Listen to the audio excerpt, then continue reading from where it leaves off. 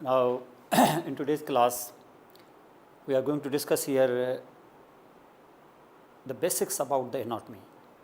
This is something about, you can say it is the general anatomy. अब इसमें आप यहाँ पर देखें कि एनाटमी आगे चल के बताते हैं कि एनाटमी है क्या और इसकी क्या implications हैं, and how many branches of this anatomy is there. We call it the anatomy, but it has got various branches here. And in the different branches, you will see that you have to discuss here some of important terminology or the terms, basic terms, which in fact will be utilized here in the subject of anatomy. उसके बाद आहिस्ता आहिस्ता हम the terms of position पर आएंगे, तो फिर terms of movements सब देखेंगे, and we will see at the different positions, the different joints, what type of movements you can actually carry out, और उनको क्या नाम देते हैं और वो किस तरीके से हम carry out करते हैं, इन मूवमेंट्स को हम कैसे जनरेट करेंगे और किस तरीके से ये मूवमेंट्स आगे चल के हमें क्लिनिकल प्रैक्टिस में काम आएंगी. And then you will actually be entering here into the different parts of the body organs. अब देखिए एनाटॉमी जिसकी बात अब कर रहे हैं हम, हेल्थ साइंसेज में जैसे आप इंटर हुए हैं, हम आपको देखना ये होगा कि ये जो सब्जेक्ट है, this is in fact it is key subject for the medical sciences. Anatomy किए बगैर आप किसी भी दूसरे सब्जेक्ट को, किसी भी दूसरे एस्पेक्ट ऑफ द बॉडी को आप इवन टच ही नहीं कर सकते, because this is the subject through which you are in fact doing here. ये क्या है? ये वो साइंस है जिसमें आप बॉडी के वेरियस स्ट्रक्चर्स के फीचर्स आप पढ़ते हैं और डेफिनेटली उसके फंक्शंस भी. फंक्शंस को इतने डिटेल में नहीं, लेकिन still you will do the functions of these parts also. तो एनाटॉमी के अंदर you have to actually discuss here, have to study here the parts of the body, the parts of the body, the organs of the body, whether in a systemic way और in a regional way. Systemic वे जैसे आप modular system जो कर रहे हो वो system के हिसाब से कर रहे हैं. जैसे अभी तो फाउंडेशन है, जैसे आप आगे आएंगे तो जैसे लोकोमोशन करेंगे आप, लाइकवाइज जैसे आप डाइजेस्टिव सिस्टम करेंगे, जैसे सेकेंड ईयर वाले अभी कर रहे हैं यहाँ पर gastrointestinal tract and the liver module, तो this is actually the digestive system. ये सिस्टम के हिसाब से आप कर रहे हैं.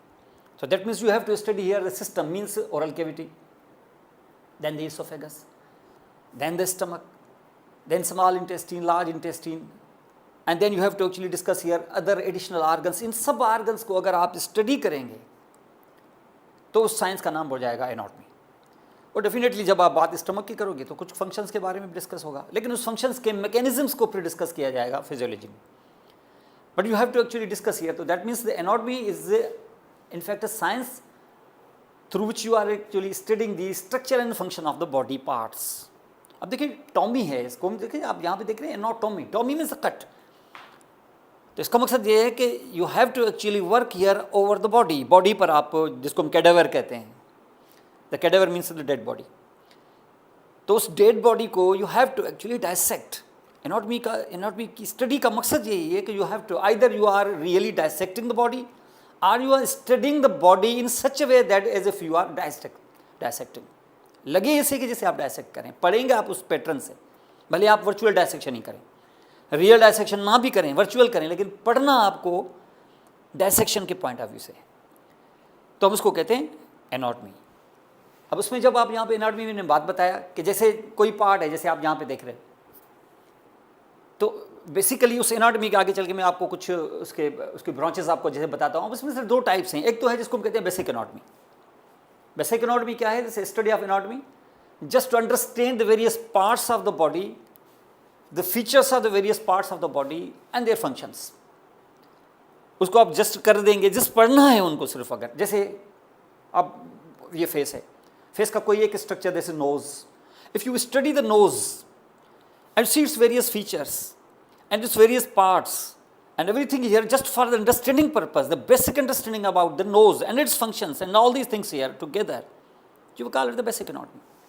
यहाँ डिजीज़ का कोई भी implication इस वक्त डिजीज़ का नहीं है. हम जस्ट अंडरस्टैंड करना चाहते हैं कि what this part is, क्योंकि नॉर्मल जब आप आएगा तो उस पर जो एबनॉर्मलिटी होगी उसको हम डिजीज़ कहेंगे. तो इसका मकसद ये हो गया कि अभी फिलहाल हमें क्या करना है, just understanding the overall structure and the function of any body part, any organ और any part of the organ. जब आप वो करेंगे तो उसका नाम हो जाएगा द बेसिक एनाटॉमी। नाम से ही जाहिर है, basics about that anatomy, this का द बेसिक एनाटॉमी। लेकिन मसला यह है कि आप यहाँ बेसिक एनाटॉमी पढ़ने नहीं आए हो, आप यहाँ पर डिजीज़ पढ़ने आए हैं, उसको समझने आए हैं। हेल्थ साइंसेस आपका फील्ड है इस वक्त। वो सिर्फ हेल्थ साइंसेस आपको पढ़ना नहीं है, फिर आप उसको आगे मैनेज भी करना है और उनको फिर बैक टू नॉर्मल भी रखना है। ये सारी चीज़ें आपको यहाँ पर सिखाई जाएंगी। लेकिन उसका जो की होगा ना, उसका जो gateway into the health sciences है वो एनाटॉमी है, क्योंकि यही तो पार्ट है जिसकी आगे चल के डिजीज़ को देखेंगे। वो डिजीज़ तब देखेंगे जब आपका नॉर्मल आएगा। आपको पता तो हो ना कि ये नॉर्मल कैसा है। जब नॉर्मल आएगा तो उसके एबनॉर्मलिटी का अंदाज़ा होगा, तो ये एबनॉर्मल थिंग है और एबनॉर्मली वो क्यों हुई, फिर उसके मैकेनिज्म है, फिर उसके लिए फिर उसकी फिजियोलॉजी, फिर देन इट्स द पैथोलॉजी। और पैथोलॉजी के बाद you have to actually discuss here the various clinical fields, जहाँ पर हम डिस्कस करेंगे। जैसे अगर नोज़ है तो उसको फिर हम सर्जरी की तरफ या फिर मेडिसिन की तरफ हम जाएंगे, और फिर उसको जब जोड़ेंगे तो फिर उसका हमें आइडिया होगा कि ये किस तरीके से। तो आस्ता आस्ता इसकी तरफ आप बढ़ेंगे। लेकिन इस वक्त ये gateway into the health sciences it's the anatomy, जिसमें basic anatomy is the major portion जो आप यहाँ पे देख रहे हो। लेकिन बेसिक एनाटॉमी के लिए यहाँ आप नहीं आए हैं, तो आपको फिर इस बेसिक एनाटॉमी को अच्छे तरीके से करने के बाद, means discussing various parts of various organs of the various systems of your body, you have to actually discuss here then the basic anatomy and then the clinical anatomy. Clinical anatomy का मकसद ये है कि macroscopically with the naked eyes, जो अभी आपने यहाँ पे देखा, वो सारे स्ट्रक्चर्स आप देखेंगे, उसके फंक्शंस वगैरह with in clinical with relation to the clinical practice. यानी आप वहाँ देखेंगे क्या क्लिनिकल प्रैक्टिस, यानी समझ लो कि जो पार्ट आप यहाँ पे कर रहे हैं, जैसे नोज़ है तो नोज़ का स्ट्रक्चर वगैरह आपने पूरा पढ़ लिया, ये बेसिक एनाटॉमी है। अब यहाँ हमें ये पता चलेगा कि नोज़ के स्ट्रक्चर्स के अंदर कहीं नेज़ल जो पैसेजेस हैं इनमें कोई ऑब्स्ट्रक्शन हो सकती है, दिस इज नेज़ल ऑब्स्ट्रक्शन।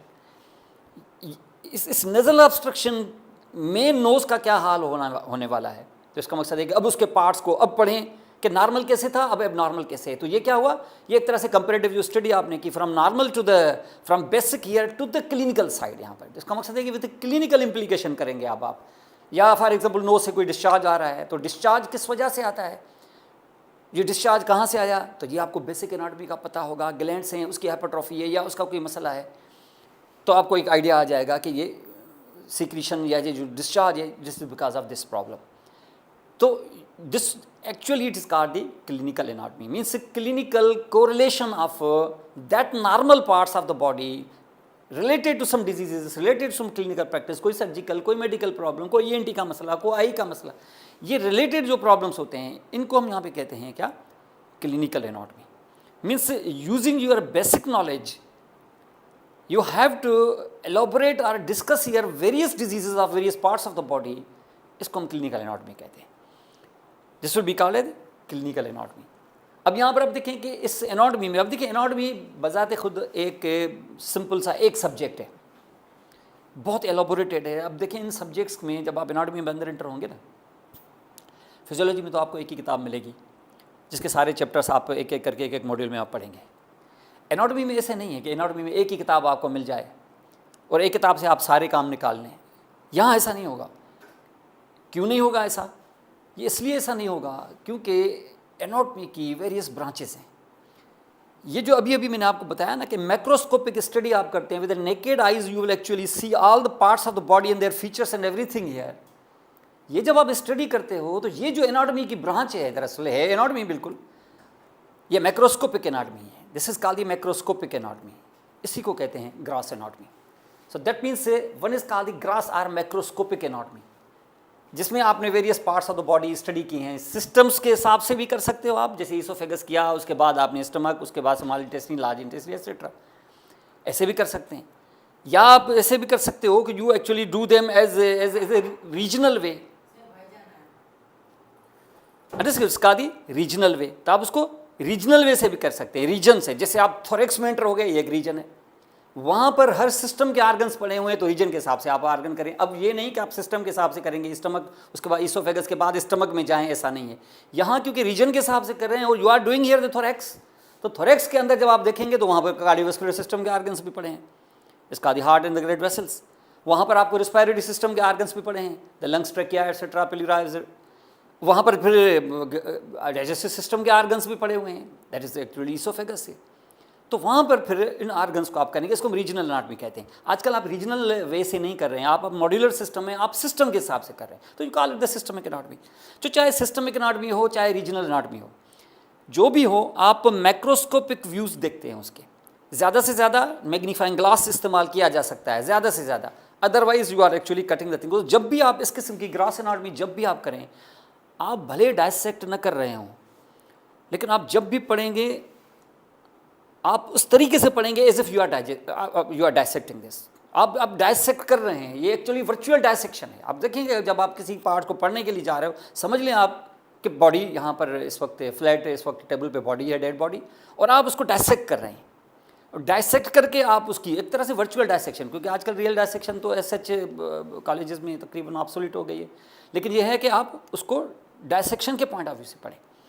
तो यहाँ ऐसी चीज़ को हम यहाँ पे करते हैं क्या, gross anatomy, macroscopic anatomy. And this macroscopic anatomy, इसमें क्या है, कैडेवरिक एनाटॉमी भी कहते हैं, जिसमें कैडेवरिक एनाटॉमी भी देखेंगे, उस डेड बॉडी की एनाटॉमी भी, और उसके साथ साथ उसकी ऑस्ट्रियोलॉजी यानी उसके बोन्स वगैरह एवरीथिंग है, इसको ग्रॉस एनाटॉमी कहते हैं। तो आप देखें वेरियस पार्ट्स को आप पढ़ रहे हैं, तो उसके आप बोन्स कर रहे हैं, उसके वेरियस फीचर्स आप देख रहे हो। आप एक बोन उठाया, उसके वेरियस फीचर्स आपने यहाँ पे देखे, ये क्या कर रहे हैं, ये ग्रॉस एनाटॉमी कर रहे हैं।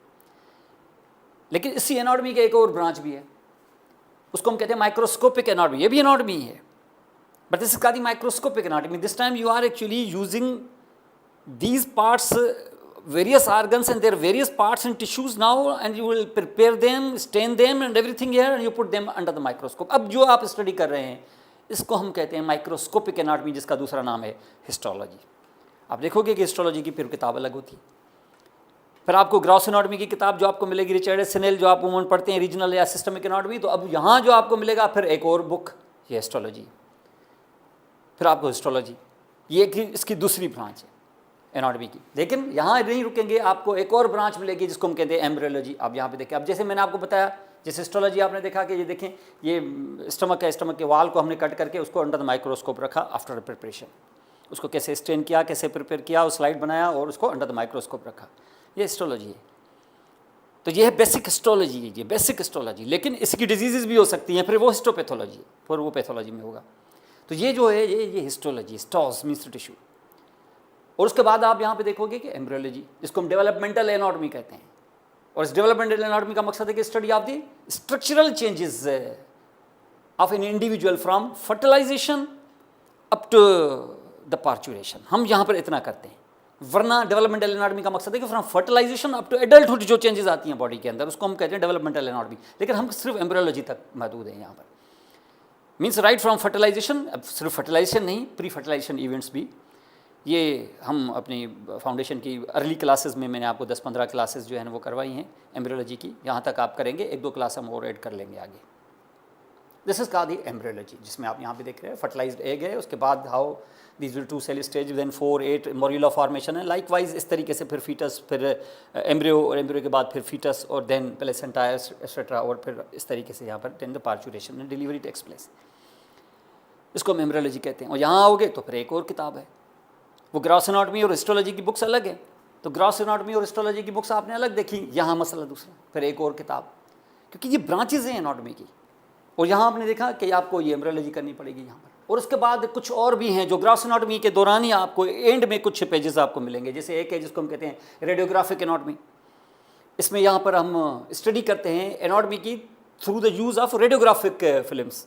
तो यहाँ पर हम देखेंगे कि ये जैसे पार्ट है, जैसे ये क्लेविकल है, जैसे रिब्स हैं, जैसे लंग है, लंग फील्ड है, जैसे ये शेडो है हार्ट का, ये जो आप एनाटॉमी पढ़ रहे हैं इसको हम रेडियोग्राफिक एनाटॉमी कहते हैं। आपने देखा होगा स्नेल के आखिरी पेजेस के अंदर बाकायदा रेडियोग्राफिक एनाटॉमी की चंद पेजेस होते हैं कि ये जो सिस्टम, ये जो आपने सिस्टम पढ़ा उस सिस्टम से रिलेटेड रेडियोग्राफिक एनाटॉमी ये है। क्योंकि आगे चल के आप ज़ाहिर है इमेजिंग वगैरह, ये सारी एक्सरे और ये सारी चीज़ें जब आप देखेंगे तो एनाटॉमी उसके साथ को रिलेट करेंगे। और फिर जो 5वां स्ट्रक्चर है, वो 5वां जो ब्रांच है वो है द सरफेस एनाटॉमी।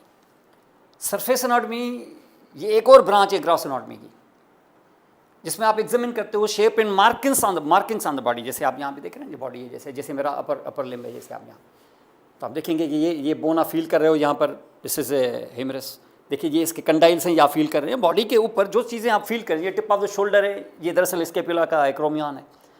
इसी तरीके से यहाँ पर आप कुछ चीज़ें आप सरफेस पे फील कर सकते हो, और अंडरनीथ कोई आर्गन है, अंडरनीथ कोई कोई कोई पार्ट ऑफ बोन है। यहाँ पर आप देखें ये फील कर रहे हैं आप रेडियल आर्टरी की पल्स, तो रेडियल पल्स है, ये है सरफेस मार्किंग, इसको हम कहते हैं surface anatomy. On the surface which parts you are actually feeling, इसको हम सरफेस एनाटॉमी कहते हैं। सरफेस एनाटॉमी, और हमें पता होता है कि जब हम ग्रॉस एनाटॉमी को पूरा अंदर कर चुके होते हैं तो हमें आइडिया होता है कि विच पार्ट और which nerve is actually passing here back of the humerus. इससे यह आपको आइडिया हो जाएगा कि अगर at the middle part of the humerus shaft is actually fractured here, which nerve in fact will be trapped here, और वो अगर नर्व ट्रैप हो गई तो इसकी वजह से कौन से मसल्स जो हैं वो पैरालाइज हो सकते हैं, अगर पैरालाइज हो जाएंगे तो कौन से एक्शंस जो हैं वो डिसफंक्शनल हो जाएंगे, और पेशेंट ये सिम्टम्स लेके हमारे पास आएगा। तो ये सारी कोरिलेशंस होंगी आहिस्ता आहिस्ता, ये टाइम के साथ होगा, ये ऐसे ऑल ऑफ अ सडन आप नहीं जाएंगे यहाँ पे, लेकिन ये आप एक प्रोटोकॉल समझ लें कि एनाटॉमी की ये 5 मेजर ब्रांचेज हैं ग्रॉस एनाटॉमी की, और साथ में हिस्टोलॉजी को, और ये सारी चीज़ें जैसे मैंने बताया ग्रॉस एनाटॉमी, जैसे आपने जहाँ पे देखा सिस्टमिक बेसिक में और क्लिनिकल में आप सिस्टमिक एनाटॉमी करेंगे, फिर उसके साथ histology, then embryology, then radiographic anatomy and this surface anatomy. ये 5 चीज़ें जो हैं आप जिस सिस्टम में भी जाओगे उस सिस्टम में ये एनाटॉमी आपको इन 5 रीजन्स में, इन 5 ब्रांचेस के साथ आपको करनी होगी। अब उसके बाद आप देखें कि एनाटॉमी के बाद इस इंट्रोडक्शन के बाद आप यहाँ पे देखेंगे कि एनाटॉमिक पोजीशन क्या है, बॉडी की एनाटॉमिक पोजीशन क्या है, जिस एनाटॉमिक पोजीशन पर आप पर बुक्स जो लिखी हुई हैं ये एनाटॉमिक पोजीशन है जो आप यहाँ पे देख रहे हो। अब एनाटॉमिक पोजीशन क्या है, इसमें आपने देखा कि person standing upright, standing erect, बिल्कुल सीधा खड़ा है, arms hanging by the side, and the palms of the hand and the face it should actually be facing forward। इस पोजीशन में जब आप यहाँ हैं तो ये एनाटॉमी की पोजीशन है। एनाटॉमी पे दुनिया भर की सारी किताबें इस रेफरेंस पोजीशन के साथ लिखी गई हैं। अब आप इस तरीके से अगर खड़े हैं लाइक दिस हियर तो ये एनाटॉमी पोजीशन नहीं है। एनाटॉमी पोजीशन ये है जो इस वक्त आप यहाँ पे देख रहे हो, like this also, standing erect, arms hanging by the side, face and palms facing forward. तो ये अगर आपको यहाँ नज़र आता है तो you will say that this is now the anatomic position of the human being. ये एनाटॉमिक पोजीशन है। ये सारी किताबें जितनी भी हैं ये हम इसी पोजीशन में लिखी हुई है यहाँ पर। And you will see that is not just here. अब यहाँ पर आप देखें, उसके बाद आप जाएंगे डिस्क्रिप्टिव एनाटॉमिक टर्म्स में।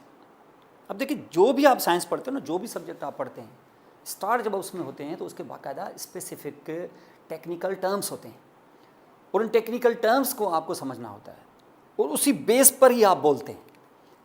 एक देखिए एक जो आउटसाइडर होगा वो जब किसी साइंस के बारे में बात करेगा तो वो आपको लगेगा कि ये आउटसाइडर है। जैसे आप फॉर एग्जांपल एक सॉफ्टवेयर इंजीनियर के साथ आप बात करोगे तो वो सॉफ्टवेयर के बारे में जो टर्म्स यूज़ करेगा वो आप नहीं करोगे, वो लगेगा कि ये सॉफ्टवेयर के इंजीनियर का ये इनसाइडर है, ये उसका एक्सपर्ट है। आप जो बात करोगे वो ज़ाहिर है उसमें आम एक लेमेंस लैंग्वेज, वो लेमेंस वर्ड्स होंगे यहाँ पर। तो जहाँ पर क्या होगा कि जब एनाटॉमी में आप इंटर होते हैं या किसी भी साइंस में जब इंटर होते हैं तो उसकी टेक्निकल टर्म्स पहले आपको सीखने होते हैं। उसमें टेक्निकल टर्म्स में कुछ चीज़ें हैं यहाँ पे जो डिस्क्रिप्टिव टर्म्स हैं। जैसे टर्म्स, डिस्क्रिप्टिव टर्म्स में एक है जिसको हम कहते हैं टर्म्स ऑफ प्लेन्स। अब टर्म्स ऑफ प्लेन्स में देखें, एक प्लेन है जो बार बार आप करेंगे जिसका आदि मीडियन सजाइटल प्लेन। अब मीडियन सजाइटल प्लेन में आप देखें ये इसके एनाटॉमी की पोजीशन है, ये इसकी मिड लाइन है, और मिड लाइन से अगर आप इस प्लेन पर अगर बॉडी को 2 हिस्सों में आप कट कर दें ऐसे इस प्लेन पर, तो इसको हम कहते हैं सजाइटल प्लेन। जैसे ये स्कैल्प है, ऊपर से आप ऐसे देखें, अगर स्कैल्प को, ये स्कैल्प को ऊपर देखें ऐसे जाए, अगर आप उसको मिड लाइन से ऐसे कट कर दें ऐसे, in such a way that the body or any part of the body is actually cut into the 2 halves, left and right, ऐसे और ऐसे आ जाएगा। तो ये समझ लो राइट आ गया, ये लेफ्ट आ गया। तो इस प्लेन के साथ जब आपने कट किया तो एक ये आ गया आपका left half of the body और दूसरा आ गया right half of the body. तो ये जो मिड लाइन पर आपने, इस प्लेन पर आपने कोई भी चीज़ रखी है अगर, तो इसको हम कहते हैं median sagittal plane. means this is the plane or this is the section through which you can cut the body or any part of the body into two halves.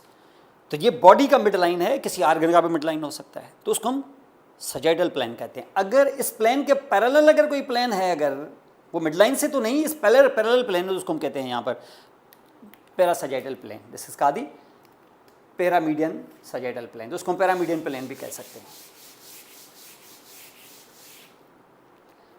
फिर एक और प्लेन है बड़ा इंपॉर्टेंट है जिसको हम कहते हैं द कोरोनल प्लेन.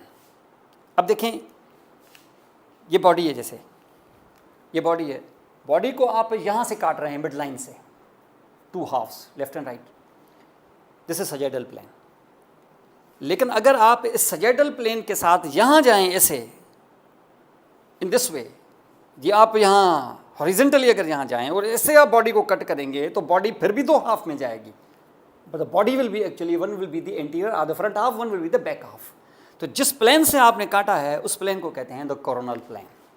तो see this is here, this is called the coronal plane. आप यहाँ पे देखें ये कोरोनल प्लेन ज़ाहिर है, ये सजाइटल आपने काटा, ये कोरोनल है, तो ज़ाहिर है जो सजाइटल होगा this one and this is the coronal. तो कोरोनल सजाइटल के साथ है, यकीनन 90 डिग्री के एंगल पे होगा. ये देखिए आपने सजाइटल काटा ऐसे लेफ्ट एंड राइट, कोरोनल काटा ऐसे एंटीरियर एंड पोस्टीरियर, तो आप देखें सजाइटल और कोरोनल आपस में 90 डिग्री के एंगल पे होते हैं. तो इसका दी कोरोनल प्लेन. अब ऐसे ही जैसे कोरोनल प्लेन मैंने आपको बताया, जैसे आप देखें स्केल पे, दोबारा स्केल पे जाएं, ये स्केल पे ऊपर से आप देख रहे हैं यहाँ पे ये ईयर्स हैं और ये नोज़ है. अगर आप ऐसे काटें लाइक दिस, ये anterior half and posterior half, body को दो हिस्सों में कट कर दिया आपने, तो this is called the coronal plane. कुछ जगहों पर सजाइटल प्लेन इज इंपॉर्टेंट और कुछ जगहों पर आपको कोरोनल प्लेन में भी काटना पड़ सकता है. तो these are the two planes which are actually important. And the third plane, ये तो आपको पहले भी पता होगा मेरा ख्याल है, वो आप बॉटनी में और बहुत सारा जूलॉजी वगैरह में आप करते रहे हैं यहाँ पर. This is called the transverse of the horizontal plane. कहते हैं ट्रांसवर्स सेक्शन, टीएस काटे हैं इसका, स्टेम का टीएस कैसे काटते थे. अब देखें यहाँ से, जैसे ये एक स्टेम है, जैसे ये चलें ये कैरेट है, गाजर है ऐसे, तो उसका आप ऐसे सेक्शन काटते हैं ऐसे. और जब ऐसे सेक्शन काटते हैं तो जो इंटेक्ट जो कैरेट है, तो वो इंटेक्ट कैरेट में तो उसके अंदर जो येलो वगैरह वो तो आपको नज़र ही नहीं आएगा. जब आप इसकी इनसाइड पूरी आप देखना चाहें तो इसके लिए आपको ट्रांसफर सेक्शन काटना होगा. ट्रांसफर सेक्शन काटेंगे तो एक स्लाइस आपके हाथ में आएगा, उसमें अंदर येलो होगा, फिर ये रेड होगा और फिर ये सारी चीज़ें, ये एक स्लाइस आपके हाथ में आ गया. ये ट्रांसफर सेक्शन काटा, वरना ये पूरा था ऐसे, तो ये एक स्लाइस काटा आपने. ऐसे ख़ास तौर पे लॉन्गिट्यूडनल जो लंबी जो सिलेंड्रिकल चीज़ें होती हैं उनके हम सेक्शंस काटते हैं तो वो पूरा सिंपल हमें एक आइडिया आ जाता है उसका. इसको हम कहते हैं क्या, ट्रांसवर्स प्लेन. ये हॉरिजॉन्टल होता है. और जैसे आपको यहाँ दिखाया transverse plane of the spinal cord. अब देखिए स्पाइनल कॉर्ड को अगर ऐसे नहीं काटते तो इसके इनसाइड जो है, जैसे इनसाइड इसका सेंट्रल कैनाल है और जैसे अंदर ये ग्रे मैटर है जो सो सराउंड कर रहा है वाइट मैटर, ये आपको नज़र ही नहीं आता. इसके लिए आपको क्या करना पड़ा, ट्रांसवर्स सेक्शन. हालांकि पूरी डिटेल्स नहीं मिले हैं आपको, एट डिफरेंट लेवल्स आपको उसके सेक्शंस के डिटेल्स नहीं मिलेंगे. हो सकता है कि ज़रूरी नहीं है जिस सेक्शन को आपने काटा है सारी डिटेल्स नहीं होते हैं और हर पार्ट ऑफ द बॉडी पे सेम डिटेल्स होंगे, ऐसा नहीं. किसी जगह पर वो डिटेल्स चेंज हो सकते हैं. तो इसका मकसद है कि आप एक ट्रांसफर सेक्शन काटें. अगर आपको यकीन नहीं है कि दूसरी जगह पे सेम होगा तो दूसरी जगह पे काट के देखें, तीसरी जगह पे, चौथी पे, इसी तरीके से आप चलते जाएँ, देखें कि क्या चेंजेस आती है द डिफरेंट लेवल्स. तो ये ट्रांसफर सेक्शन में पॉसिबल है. तो this is actually called the transverse plane और transverse section around the along the transverse plane. तो ये ट्रांसवर्स प्लेन, हॉरिजॉन्टल प्लेन जिसको हम कहते हैं, फिर आपने सजाइटल देखा, फिर कोरोनल, ये तीन प्लेन तो ख़ास तौर पे आप यहाँ पे देखें. अब इस चीज़ को जब आप यहाँ पे देखोगे तो इसके साथ फिर एक और चीज़ है, वो है टर्म्स ऑफ पोजीशंस. आप देखिए यहाँ पर दो टर्म्स हैं, जिसको मैं एक में जिसको कहते हैं मीडियल और दूसरे को कहते हैं लेटरल. ये दो जोड़ी हैं टर्म्स की. जैसे जैसे ये है एंटीरियर, एक पोस्टीरियर, ये रिवर्स हैं, एक तरह से कंट्रास्ट हैं दोनों के. जैसे यहाँ ये प्रॉक्सिमल तो दूसरा डिस्टल, फिर दूसरा देखेंगे सुपरफिशियल तो एक है डीप, फिर एक देखेंगे सुपीरियर तो दूसरा है इन्फीरियर. लाइकवाइज इस तरीके से कुछ टर्म्स हैं. अब देखिए ये टर्म्स ऐसे होते हैं कि इनकी कोई ख़ास इनका रेफरेंस होता है. ये एक दूसरे के साथ यूँ समझ लो कि कंपेरेटिव होते हैं. कोई एक टर्म किसी को सिंगल किसी एक चीज़ को मीडियल सिर्फ नहीं कह सकते आप, अनटिल के कोई और चीज़ हो जो उससे दूर हो, जो जिसके साथ आप कंपेयर कर रहे हो. जैसे फॉर एग्जांपल आप यहाँ पे देखिए, किसके साथ आप कंपेयर किसके साथ कर रहे हैं, कोई रिलेटिव स्पॉट है, यानी ये रिलेशन किसके साथ है, मीडियल और लेटरल को किसके साथ कंपेयर कर रहे हैं कि कौन लेटरल कौन मीडियल, कंपेयर करेंगे किसके साथ. कंपेयर करते हैं आप मिड लाइन के साथ। ये दो स्पॉट्स मैंने रखे यहाँ पर, ये ए है, ये बी है। चलिए स्पॉट्स आपने रखें, आर्गन्स रखें, ये आई है, ये ईयर है। अगर मैं सिर्फ आई को बोलता कि बाबा आई मीडियल है कि लेटरल है, तो आई के साथ आपने किसी के साथ कंपेयर ही नहीं किया इसको, किससे मीडियल किससे लेटरल। तो इसका मकसद है कि दो आर्गन्स होने ज़रूरी हैं, दो स्पॉट्स। तो इसका मकसद ये है कि आपको एक लिया ईयर, दूसरा हुआ आई। अब आप यहाँ दोनों को कंपेयर करेंगे इस मिड लाइन के साथ जो पहले से ही मौजूद है, कि who is more near to the mid line. जो near to the mid line होगा उसको हम कहेंगे मीडियल, और जो उसके comparatively away from midline होगा उसको हम कहेंगे लेटरल। तो किसके साथ आपने मैच किया? नियरनेस किसकी, माने किसके साथ? Nearness to the mid line of the body or any organ, जो रेफरेंस आपने यहाँ पे देखा है। जो उस मिड लाइन के करीब होगा वो मीडियल, और जो दूर होगा वो। तो इसका मकसद है कि eye is medial and ear is lateral. अगर इन दोनों के बीच में कोई चीज़ होती है ना, जैसे आई है ए, ईयर है सी, और बीच में कोई बी भी होता, तो जब तुम ए और बी को आप मैच करोगे ना एक दूसरे के साथ, तो A will be medial, B is lateral. लेकिन जब आप बी और ईयर को यानी सी को जब आप मैच करोगे ना, तो B will be medial and here C it will be lateral.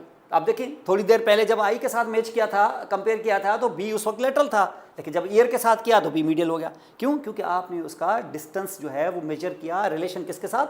Mid line के साथ। तो anything which will be actually closer or being near to the midline, it is called the medial, and comparatively away from that midline it will be called the lateral. दूसरा आप यहाँ पे देखेंगे कि anterior and posterior. Anterior front को कहते हैं, posterior back को कहते हैं। यानी जहाँ नियरनेस होती है किसके साथ? इस बॉडी सरफेस के साथ। अगर कोई आर्गन एंटीरियर यानी फ्रंट के करीब होगा, जैसे ए, जैसे ये बी, क्योंकि ये फ्रंट के करीब है ए, तो A will be called as anterior. क्योंकि बी ए से दूर है यानी फ्रंट से दूर है, तो you call it the posterior, तो बी विल बी पोस्टीरियर। अगर तीन होते तो ये आपका ये सी है, तो ये ए एंड सी, तो C will be behind the A, तो that means C will be posterior and A will be anterior. और अगर ये बी की बात कर रहा हूं मैं यहाँ पर और सी बीच में है, तो now the C will be anterior and the B will be posterior. अगर तीनों को करो तो A will be anterior, B will be posterior, C will be middle या इंटरमीडिएट।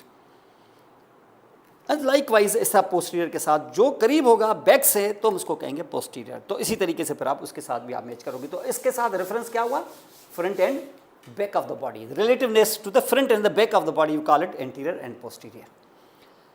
कुछ आर्गन्स में ऐसा होता है कि जैसे जैसे फॉर एग्जांपल आप ऐसे, ये एनाटॉमिक पोजीशन है, तो ये आपका क्या है? एंटीरियर। आप स्टैंडिंग इरेक्ट हैं, तो ये जो थाई के ऊपर आप हाथ घुमा रहे हैं, ये आपका क्या है? एंटीरियर। मोस्टली ज़्यादातर 99% न सही चलो 95% केसेस में anything which is interior will be ventral also. ये वेंट्रल भी होती है। मोस्टली इंटीरियर जितनी भी हैं वो वेंट्रल है। लेकिन अगर ये इंटीरियर है फ्रंट, जिसको हम कहेंगे interior aspect of your arm, interior aspect of your forearm means the ventral aspect of your forearm, ventral aspect. This is interior aspect of your abdomen, ventral aspect of your abdomen. ये thigh पर ऊपर हाथ घुमाएंगे, this is interior aspect of the thigh, looks like ventral aspect of the thigh, but this is not true, this is the dorsal aspect of the Thai. Her interior shape ventral होती है और हर posterior shape dorsal होती है, लेकिन ये हर दफ़ा ऐसा नहीं होता। आगे चल के आपको बताएंगे क्यों नहीं। लेकिन ये जो आप फ्रंट देख रहे हो ना, ये front of the thigh, anterior aspect of the thigh, but this is the dorsal aspect of the thigh, is not the ventral, हालांकि ये इंटीरियर है। अंडरस्टैंड? तो ये चीज़ें यहाँ एंटीरियर और पोस्टीरियर के साथ आप यहाँ समझेंगे। तो डॉर्सल और वेंट्रल का वर्ड यूज़ होगा यहाँ पर, लेकिन यहाँ उमूमन आप यहाँ देखें, जैसे आप फॉर एग्जांपल हैंड में, फिर आप यहाँ पे देखें, अब देखिए ये फ्रंट है, माना ये वेंट्रल है, बिल्कुल सही है। जैसे ये बैक है, पोस्टीरियर है, तो ये आपका डॉर्सल है, तो इसमें भी कोई दो राय नहीं है। अगर ये वेंट्रल है तो हम इस वेंट्रल सरफेस को सिर्फ पाम के अंदर हम पामर सरफेस भी कह सकते हैं। तो पामर, एंटीरियर, वेंट्रल, ये तीनों वर्ड्स इस्तेमाल हो सकते हैं विद द पाम। और ऐसा ही फिर जब आप यहाँ फुट में आप जाएंगे, तो फुट में फिर आपको देखें एंटीरियर और पोस्टीरियर नहीं मिलते। फुट क्योंकि ऐसे है तो आपको इन्फीरियर और सुपीरियर मिलते हैं वहाँ पर, और inferior is equal to palm. तो वो जो इन्फीरियर है जो उधर यहाँ पाम तो नहीं है, उसको हम सोल कहते हैं या उसको हम कहते हैं प्लांटर, तो that will be called as the plantar surface. तो plantar is equal to palmar, तो पामर क्योंकि वेंट्रल है तो प्लांटर भी वेंट्रल है, और जो सुपीरियर सरफेस आपको नजर आ रहा है तो वो आपके डार्सम की तरह है, तो वो डार्सल है। तो उधर वो पोस्टीरियर तो नहीं है, वरना डार्सल पोस्टीरियर होते हैं, लेकिन वहाँ पर डार्सल सुपीरियर है। ये डिपेंड करता है कि फुट किस पोजीशन में आ गया है। वो यहाँ पर ये कुछ जो पार्ट्स आपको मिलते हैं, यहाँ कुछ ये समझ के यहाँ कुछ स्पेशलिटीज़ हैं, यहाँ पर ये कुछ स्पेसिफिक टर्म्स हैं जो आपको यहाँ पे मिलते हैं। ये हर जगह ऐसा नहीं है कि every posterior thing is the dorsal, no, sometimes even the dorsum can be superior also. ये आपको फुट में मिलता है। टंग देखें, टंग आपको इस तरीके से हॉरिजॉन्टली मिलती है, तो उसका जो सुपीरियर सरफेस है जिसको डार्सम कहते हैं। टंग को ऊपर उठाएं, यहाँ जो हम अंडर सरफेस देखते हैं वो वेंट्रल, ये बिल्कुल ऐसे ही जैसे सोल ऑफ द फुट है। Sole of the foot down inferior but is ventral. Reverse ऊपर जो आप देख रहे हैं सुपीरियर बट इज डार्सल, इधर तो नहीं है इंटीरियर और पोस्टीरियर। उसके बाद जो है प्रॉक्सिमल एंड डिस्टल। अब तो प्रॉक्सिमिटी ये ना एक कॉमन इंग्लिश टर्म्स हैं। प्रॉक्सिमल प्रॉक्सिमिटी को कहते हैं नियरनेस, और डिस्टल डिस्टेंस को कहते हैं। किसके साथ प्रॉक्सिमल और किसके साथ डिस्टल, इसकी रिलेटिव जो पोजीशन है वो है, ये प्रॉक्सिमल और डिस्टल ज़्यादातर इस्तेमाल होती हैं लिम्स में। लिम्स की जो ओरिजिनल पॉइंट होती है ना, द पॉइंट ऑफ ओरिजिन, जिसको रूट ऑफ लिम्ब कहते हैं। Root of limb is a relative point, ये रेफरेंस है। कोई भी चीज़ जो इसके करीब होगी वो प्रॉक्सिमल कहलाएगी, जो इससे दूर होगी वो डिस्टल कहलाएगी। जैसे यहाँ पर आप देखें, ये हमारा एल्बो है, ये हमारा रिस्ट है। Elbow because in relation to the wrist it is actually closer to the root of your upper limb, that's why you call it the elbow joint is proximal to the wrist joint. और अगर दोनों को करेंगे तो wrist joint will be distal to the elbow joint. तो ये आपको distal और प्रॉक्सिमल और ये वर्ड्स जो हैं वो ज़्यादातर आप लिम्स में इस्तेमाल करते हैं, और ऐसा ही फिर आप लोअर लिम्ब में भी इस्तेमाल करते हो। डिस्टल एंड प्रॉक्सिमल यूजुअली ये आप ट्रंक में, फेस में, दूसरी जगहों पर इस्तेमाल नहीं करते, क्योंकि इनका रेफरेंस पॉइंट दरअसल होता है root of the limb, root of the limb.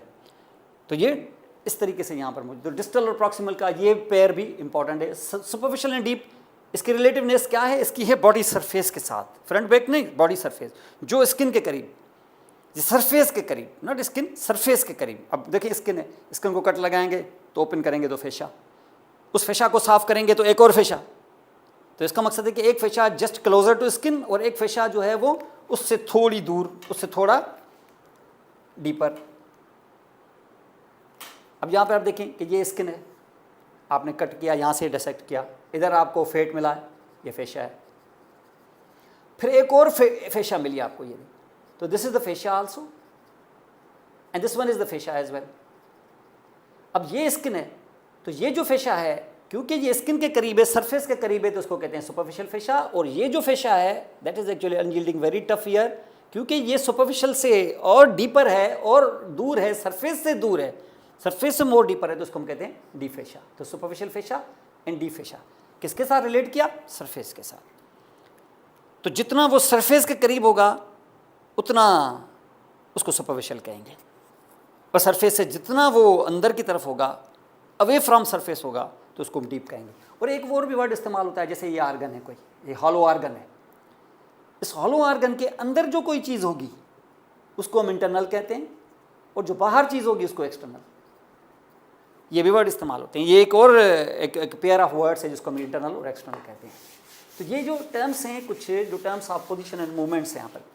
अब देखिए जैसे सुपीरियर और इन्फीरियर, ये तो आपको समझ में आ जाएगा।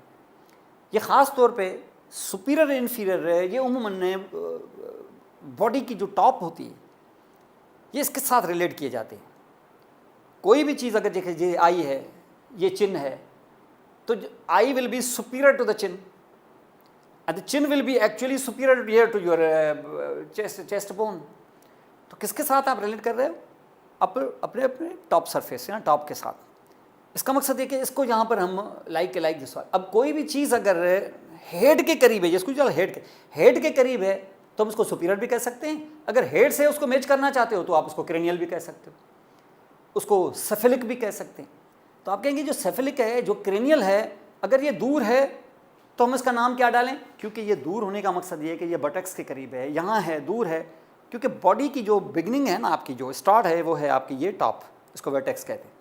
वर्टेक्स के बाद आप देखिए, हम क्योंकि टू लेग्ड एनिमल हैं, 4 लेग्ड एनिमल में आप यहाँ पे देखेंगे उसके टॉप से लेके टेल तक जो है ये बॉडी खत्म हो जाती है, बाकी उसकी अपेंडेजेस होती है, लिम्स होती हैं। तो यहाँ पर ये जो टेल है यहाँ पर, जिसको हम यहाँ टेल कहते हैं, तो anything which is closer to the tail this is called the caudal, कार्ड टेल को कहते हैं, is caudal. Anything which is closer to the head this is called the cranial, और क्रेनियल को हम सेफेलिक भी कहते हैं। तो cranial or caudal, cephalic or caudal, superior inferior अगर ज़्यादा ना याद आए तो। लेकिन प्रॉक्सिमल और डिस्टल यहाँ नहीं इस्तेमाल होंगे, हेड में भी नहीं, थोरैक्स में भी नहीं, ट्रंक में भी नहीं, ये ज़्यादातर इस्तेमाल होंगे लिम्स में, प्रॉक्सिमल एंड डिस्टल। दरअसल ये भी सुपीरियर और इन्फीरियर है। आप यहाँ पे देखोगे कि जैसे ये है आपका रेडियस है, ये आपका अल्ना है, इन दोनों के बीच में ऊपर भी जॉइंट है, नीचे भी जॉइंट है। ऊपर जॉइंट है इसको हम कहते हैं रेडियोलर जॉइंट, नीचे भी जॉइंट है इसको हम कहते हैं रेडियोलर जॉइंट। ऊपर वाले को कहते हैं सुपीरियर रेडियोलर, नीचे वाले को कहते हैं इन्फीरियर रेडियोलर, लेकिन ज़्यादातर इनका नाम होता है proximal radioulnar, distal radioulnar joints. तो ये ज़्यादातर terms of position and movements, इनकी मैं PDF आपको भेज देता हूँ, और ये अच्छी क्लास भी मैं आपको अपलोड करा देता हूँ, इसको अच्छे तरीके से देखें। अब कल जो हम डिस्कस करेंगे वो होंगे द टर्म्स ऑफ मूवमेंट्स। वो मूवमेंट्स आपको प्रैक्टिकली यहाँ पे करा के भी दिखाएंगे, मूवी में भी दिखा देंगे, और ये आप करके देखें, और ये मूवमेंट्स आपको डिफरेंट पोजीशंस पे किस तरीके से मिलेंगी ये हम यहाँ पे करेंगे। उसके बाद जब ये टर्म्स हो जाएंगे तो then we will actually be dissect the body as such. जो पहला जो आर्गन आप करेंगे वो होगी स्किन। किसी भी रीजन में जाएंगे तो पहले स्किन। तो स्किन का बेसिक स्ट्रक्चर क्या है, उसकी क्या क्लिनिकल कोरिलेशन हो सकती है, फिर हमने उसको कट करके जब ऊपर खोलेंगे जब अब तो आपको फेशा नज़र आएगी, तो फेशा को डिस्कस करेंगे। सुपरफिशियल भी है तो फिर डीप फेशा भी है, उसको देखना पड़ेगा ये क्या है।